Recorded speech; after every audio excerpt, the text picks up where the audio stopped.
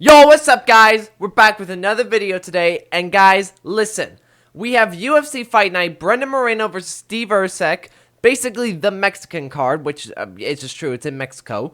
And to be honest, I'm actually excited for this card. I am worried because last week's card, UFC Leon versus Sean Brady, that was absolutely one of the worst cards I've ever seen in my entire life. It was so bad. Bro, I gotta tell you something. Okay, before we get into this video, I have to tell you, so me and my father, we watched the Leon Sean Brady card, right? And it was just shit, man. It was horrible. And then later during that day, there was an event called the Dirty Boxing. If you guys heard about it, it's run by Mike Perry. It was actually really good, better than the UFC, multi-billion-dollar company. The UFC couldn't make a better card than Mike Perry can. I don't understand that logic, but regardless, I'm hopeful that this card's better, and I feel like it is. We'll just have to see how it goes. You know, I'm really hoping this one's good, but regardless of how it goes, I'm going to be giving my full predictions on this card, starting with the prelims and ending with the main card.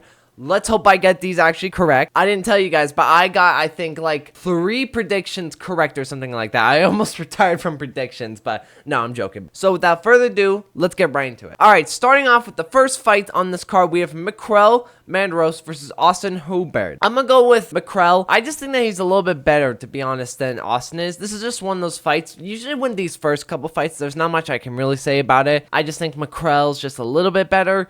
I don't think this is going to be a finish. I think this is going to be a decision. I would be surprised if it was a finish. Like, hopefully, that'd be a great way to start off this card. But I'm going to go with Mikel by decision. All right, the next fight we have is Jamal Hermes versus Gabriel Amridudita. Now, I think this one's another easy one right here. I think this is going to be Jamal Hermes by decision. Again, not much I can really say. It's just whatever. I don't think that this is anything that crazy. I think Gabriel actually has a really good mustache, as I'm just looking at right now, and Jamal has just spammed a bunch of random tattoos on him. There's not much I can say about this fight in general, but I'm going to go with Jamal by decision. Alright, next up we have Rafael Garcia versus Vince Piquel. Now this one's actually interesting because I thought Vince had retired.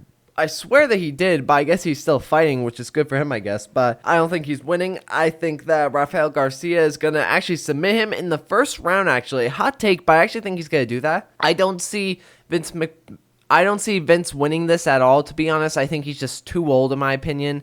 And I don't think he's anywhere near as good as these other guys are. I don't think Rafael Garcia is that, like, high level as well, but I think he's just slightly better than Vince Piquel. And with that, I'm going to go with him by submission in the first round. Alright, next up we have Lope Godinez versus Julia Parterias. I don't know how I think about this fight, to be honest. I don't think Lope's that good and fighting at all. Usually when it comes to these lower ranked fighters in women's fights, they're not usually that good. Which is kind of ironic. Which actually, I want to say the last week's card, it was like the Irish MMA fighter and the Indian MMA fighter, those two fought. That was the only exciting part and like notable thing that took place in that entire card. And the Irish lady was actually a tough fighter. She almost got knocked out, so fair play to her, but we're not here to talk about that. I'm gonna go with Lope by decision. Again, I just think that's a free one right there. I could be surprised if Julia wins this, but I wouldn't be at the same time. I'll go with Lope by decision. Alright, next up we have Christian Rodriguez versus Miquelis Costa.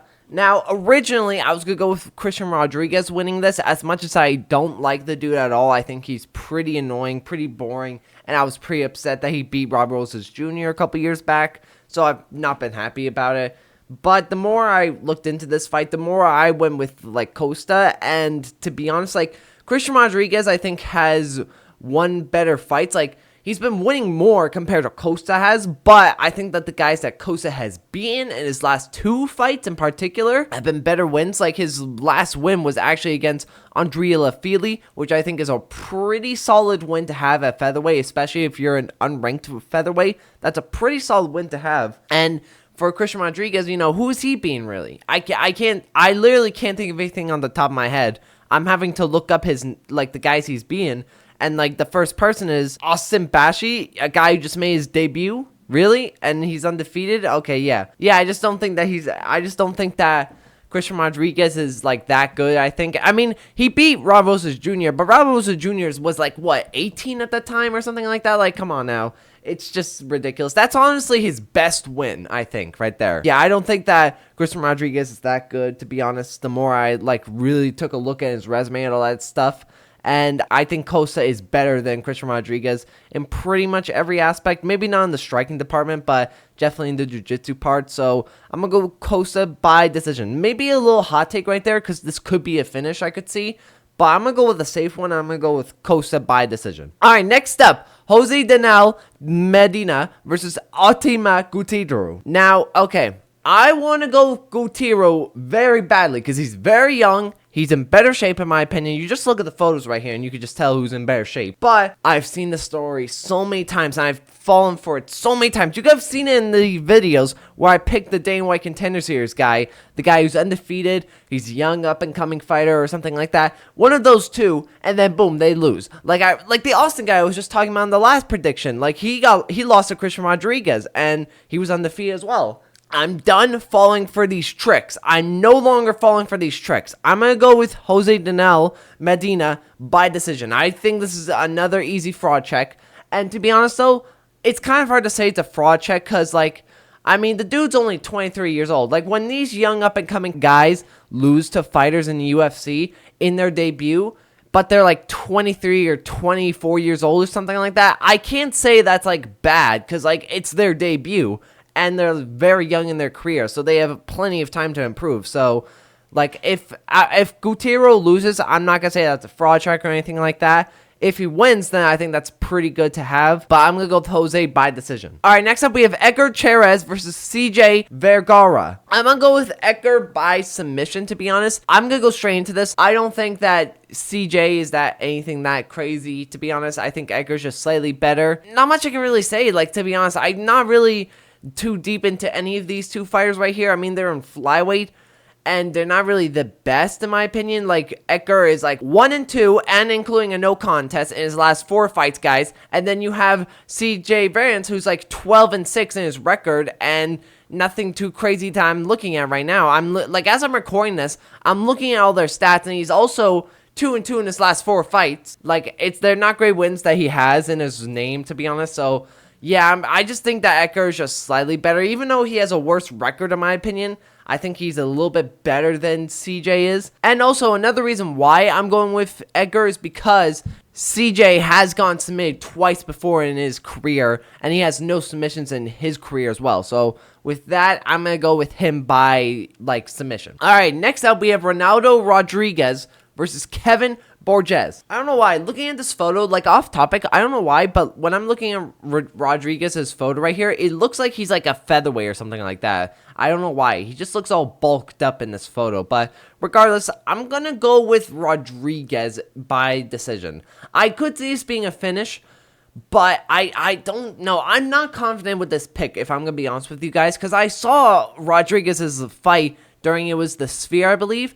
It was against someone who's like 12-9 in his UFC record or something like that. Something horrific. And I'm just like, you're going life and death with a guy with that type of record? Yeah, okay, no, you're not winning this fight. But I don't know who this Kevin Borage is, and I don't think he's anything good. I looked at their records and, like, their performances and their, like, stats and all this stuff, you know, all that boring stuff that no one cares about. But I looked at that, and I just can't ignore Rodriguez's, like, career and all of his advantages. So it kind of pains me to say this, but I think Rodriguez is a lot better than Kevin is. So with that, I'm going to go by decision. All right, now for the next fight that we have on here, we have David Marcel versus Samian Oliveira. Now, guys, listen. This is one of those, another situation where you have a up-and-coming Dana White Contender Series fighter fighting a guy who's already in the UFC. However, this is going to be a flipped situation where I actually think that David Marcel is actually going to win this fight and Samian Oliveira is going to look terrible. There are a couple of reasons why I'm saying this. For one, Samian Oliveira has not fought for almost 2 years now. That's a big layoff. That's like Kamaru Usman layoff. Where the fuck is Kamaru Usman, actually? I'm not going to get into that, but yeah, that's like a long layoff he's had. And for David Marcel, he's actually a really, like, he's a knockout machine, David Marcel is. I'm looking at his, like, career so far. 9 knockouts out of his 11 fights. That's actually pretty impressive to have. I'm a little bit worried with this pick because I'm looking at the guys he's beaten, and they're nowhere near as good as, like, I would assume Sammy and Oliveira's fights are, because he's spent the most of his career outside the UFC. He only has 2 fights in the UFC. I'm not including the Dana White Contender Series because it's not the UFC. It's just a separate show thing, so you wouldn't really count that. But I think that, you know, Sammy and Oliveira, he's probably fought bums. I'm not saying that he's fought elite guys compared to David. I'm not saying that at all, but I would assume that he's, like, fought eventually decent fighters compared to the guys Davis and Marcel has been. But I think David's alright. I actually think he's pretty decent. I'm not confident with this pick at all, but I'm going to go with David Marcel by TKO in round 2. Alright, next up we have Raul Rosas Jr. versus Vince Morales. I'm going to go with Raul Rosas Jr. by submission in round 1. Now, the reason why I'm going to go with Raul Rosas Jr., guys, is because I just think that Raul Rosa is just much better than Vince Morales is. Vince Morales is on a 4-fight losing streak. That's Tony Ferguson level of losing streak right there. That's crazy. And Raul Rosas Jr., I think every fight he does, he's improving each time. Like, yeah, he lost to Christian Rodriguez, but since then, he's been on a 3-fight winning streak, and he's looked pretty decent in those fights. Maybe apart from the one in the Sphere card, because I think that was the one where he kind of had some trouble in that fight. But overall, he looked pretty decent in that fight, and I'm going to go with Raul Rosas Jr. by first round submission. I don't think that this is, like, anything that difficult for him. I think that he'll get it done. Alright, now for the people's main event, or at least my most excited fight on this card,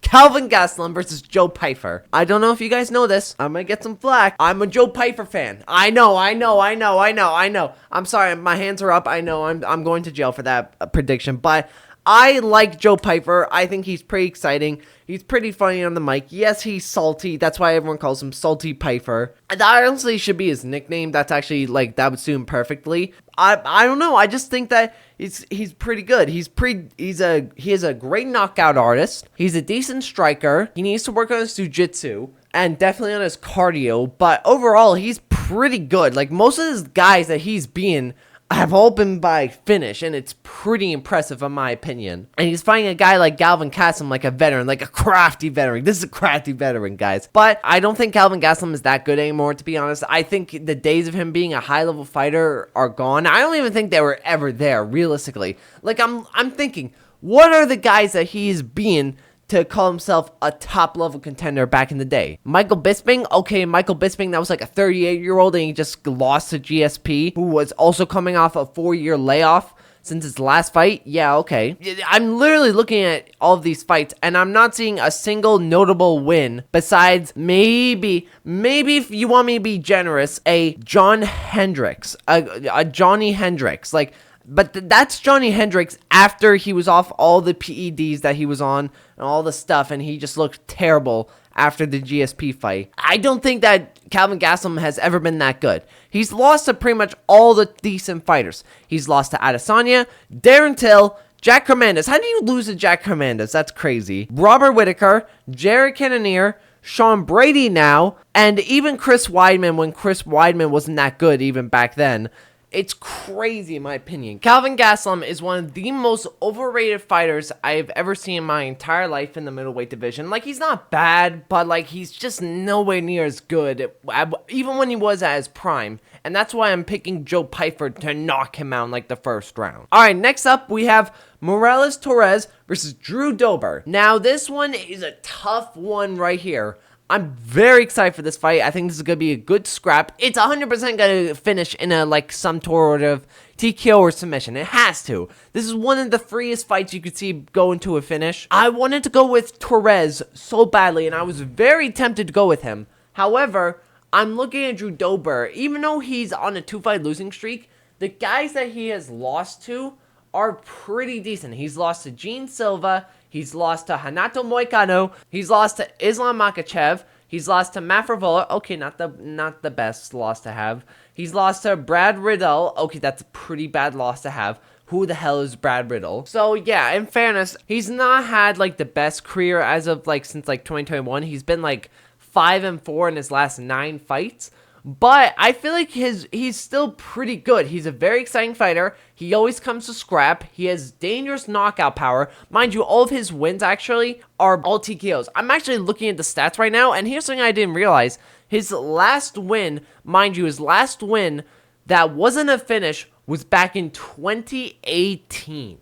2018. That is crazy to think of. That his last one that wasn't a knockout was back in 2018. That's kind of crazy. So with that, I'm gonna go with Drew Dober by KO in round 1. And as well, Torres got knocked out by Ignacio Bahamondes back in the Sphere in like September. That's not too far away. That's like 6 or 7 months or something like that. And it was a pretty bad knockout he took. It's not a good idea to go against someone like Drew Dober, who's a nasty knockout guy. So with that, I feel more confident when I looked into that. And so I'm going to stick with Drew Dober by first round finish. All right, now for the main event, we have Brandon Moreno versus Steve Erceg, right? Now, this one I've gone back and forth about multiple times. I could see the argument about Steve Erceg, because Steve Erceg, he's a good boxer, he is good jiu-jitsu, but Brandon Moreno as well, he's a good scrapper, and he's a better jiu-jitsu guy than Steve Erceg is, in my opinion. And Brandon Moreno has much more experience compared to Steve Erceg does when it comes to like fighting high-level competition. However, I feel like Brandon Moreno, even though people like say that he's not like anywhere good, he's never gonna get the belt back, he honestly had the best performance against Pantoja. Now, when it comes to like Pantoja's reign, right? Brandon Moreno was the guy, in my opinion, who had the best shot at like stopping Pantoja. Now, like, why do I say this? Well, for one, it was a very close fight. You could argue that it was Brandon Moreno. When I remember watching that with my father, and I agreed with it being Pantoja, but I could see an argument that could have been Brandon Moreno because it was such a very close fight, in my opinion. I thought you could definitely make an argument that Moreno won that fight. And also, like, yes, Brandon Moreno did lose to Royval in his next fight. I think, to be honest, that felt like an off night watching it. There was something that, like, the kid looked off. He looked stiff. The kid looked off. I don't think that Brandon Moreno looked great. He looked really off against Royval. And then his next fight against Amir Abazi, he actually looked so much better. He completely dominated Amir Abazi. He basically 50-45'd him. Amir Abazi had no answers to anything that Brandon Moreno could do, right? And yeah, I mean, it's Amir Abazi. Honestly, I think Amir Abazi's kind of mid. He got a robbery win against Kai France. And yeah, that's not a good performance, but you know, that's how it is, I guess. And for Steve Erceg, he also had a really close fight with Pantoja as well. I'm not discrediting that. I think Steve Erceg is pretty good, but I think the biggest weakness for Steve Erceg is I kind of think he's a bit chinny. Now, he did get knocked out by Kai France, and it is Kai France. He probably, ever since Davison Figueiredo left the division, Kai France is now the king, I think, when it comes to like the most KO threat. Maybe Kaya Sakura, you could throw him in there, but Kaya Sakura only does flying knees. That's the only way he's like a KO artist, in my opinion. But regardless about that, I still think that Steve Erceg is pretty chinny, I think. And Brandon Moreno, he's not like someone who's got like no power. He has decent power, but I don't know.